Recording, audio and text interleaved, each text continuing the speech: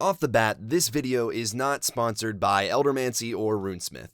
In fact, no, you have to make the potion. It's not, you don't just spit on me. that'll help. No, you see, that's my favorite potion. I've actually learned to perfect crafting it.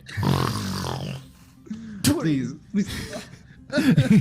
He hucks a loogie from like 10 feet away and you regain all your hit points. Maybe I should have made him pay me for this. Anyway, this video is based off of Logan's book, Stibble's Codex of Companions. This supplement introduces over 70 original low CR monsters to be used as pets, familiars, and helpful little friends. Beyond that, the supplement includes an amazing array of new spells, feats, and game mechanics to experience companions in a whole new way. Link to purchase in the description. And as I was reading through it the first time, I couldn't help but think of a very particular series where you capture, train, and battle magical monsters. That's right, Monster Rancher! I wanted to use Digimon to subvert expectations here, but I figured even that would be too cliche. No, obviously I'm talking about Pokemon. There's something about the fantastical nature of the Codex's low CR monsters that really reminds me of Nintendo's sweet little cash cows. And the more I got to reading, the more I realized that these D&D monsters are far more interesting than your usual low challenge rating stock. So interesting, in fact, that wouldn't it be crazy if we played as the... And that's when it hit me. Suddenly, I'm back in the early 2000s taking a BuzzFeed quiz and waking up as a Kanto region starter. That's it. A mystery dungeon one-shot. Which is great because... Oh no, am I the one-shot guy now? Well, if it ain't broke. In this video, I'd like to talk about a playstyle based around some of the elements found within Stibble's Codex of Companions. A playstyle that you can use to form your own one-shot. Simplified, you'll be using NPC stat blocks, so this playstyle lends itself more to a one-shot than to, say, a whole campaign. But to each his own. Also, caveat, I know that there are already D&D supplements to make this easier, and of course, there are systems other than D&D, which are also better suited for something like this, but I already made a spreadsheet, so let's just start with the bulk of this video, character creation. This process takes approximately 30 minutes, at least it did when I tried it out with my regular party. Here's a little snippet of how that process went. Essentially, you have to figure out the max CR you want your characters to start with.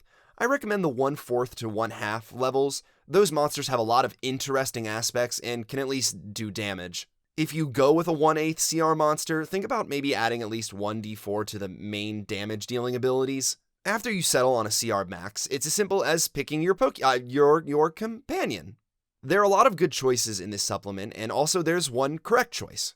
You could have your party roll by type of monster to cut down on time.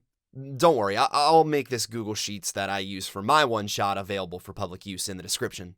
Now, you could strap on your bandana and go from there, but Stibble's Codex has some cool ways to personalize your Whittle guy. First, choose a personality. Personalities are kind of like racial features. They provide distinct benefits and detriments based on the personality of your character. Thankfully, choosing one is as easy as rolling on the personality chart found on page 131. You could also pick and choose if you're, intent on min-maxing your raccoon. If you're feeling extra edgy, you could also pick from the evil personality chart on page 134. Beyond their effect on gameplay, personalities also have that added benefit of complementing your roleplay. Who doesn't want to be a brave and boisterous eagle?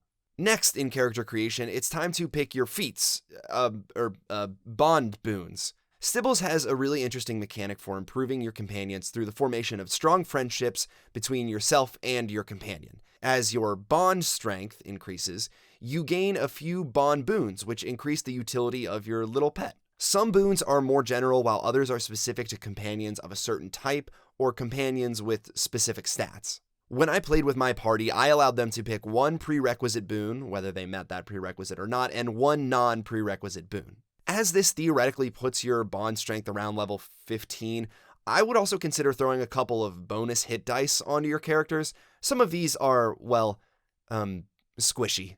And that's it. With your companion chosen, their personality solidified, and their boons in tow, you're ready to head out on your very own pint-sized adventure. When I ran this system with my party, we played a murder mystery in the Pokemon Mystery Dungeon-inspired Teeny Town. Combat was a little challenging for me as a DM, especially because our 1/8 CR raccoon could do 1 max damage. He spent the whole time knocking enemies prone. Conceivably, you should just be able to match up challenge ratings for combat, but I found that putting the total CR of your enemies slightly over the total CR of your party works pretty well.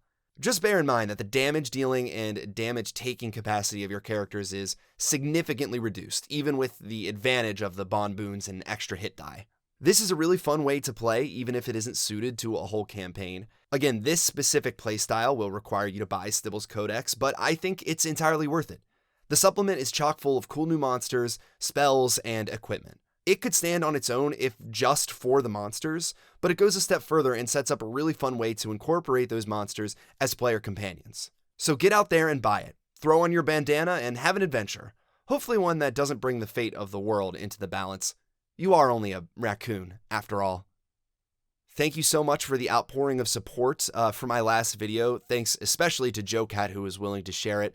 I have a 1,000 subscriber special that'll be coming out hopefully as my next video. I really look forward to producing more content for you guys. And as always, please like and subscribe, and I'll see you in the next video. Thanks.